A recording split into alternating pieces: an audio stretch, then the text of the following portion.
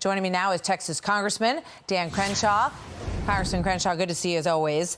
What is your reaction when you hear Bernie Sanders there? And, you know, a lot of people for some time, I think of Beto O'Rourke, have tried to turn Texas more purple and perhaps even blue. Yeah, well, I was actually going to say, we could always ask that question to Senator Robert Francis O'Rourke, who is indeed not a senator, but did try very hard. He spent 3 times the amount of money that Ted Cruz did and still lost.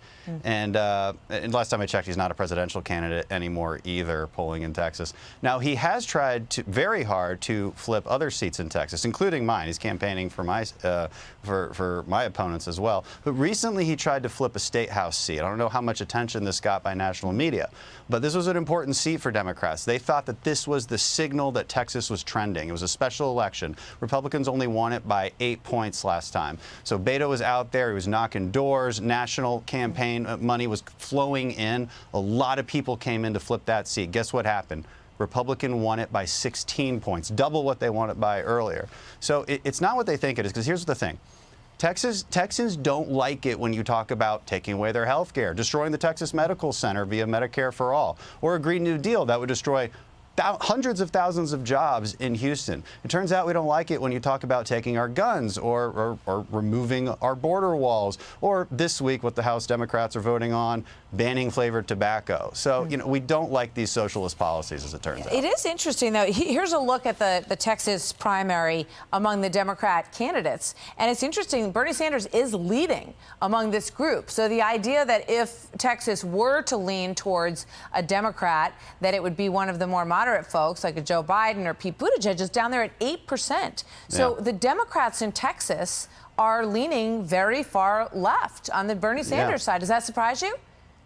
Well, it should surprise all of us that Bernie Sanders is leading the pack among the Democratic Party. It should shock us and surprise us. Now, that doesn't mean he has any chance of winning Texas as a whole. You know, we've seen the entire Democratic Party lurch way, way to the left. Now, how they think this is a good thing and how they think this is a winnable prospect, I have no idea. It's not good for the party, but we have to keep in mind is, you know, primary voters still represent a fraction of the entire population. And I think most people, and certainly most Texans, don't want socialism. So here's what Bernie Sanders said about the coronavirus, because obviously that's been a huge topic tonight. He said, "I'm deeply concerned, not just by the rise of cases of coronavirus worldwide, but by the inadequate and incompetent response that we've seen from Donald Trump and his administration." So having just watched the president moments ago, what do you say to Bernie Sanders' comment there?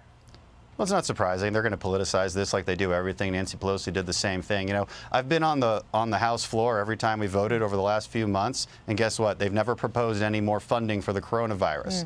So there's a really disingenuous jabs that they're making. I was happy with the president's press conference. They're very candid. It shows that we do have some kind of control over this, or being very honest with the American people. And just to put this into perspective, Pelosi's plans for voting on the floor this week is banning flavored tobacco. That's her plan. Okay, so she has no space to be criticizing the president.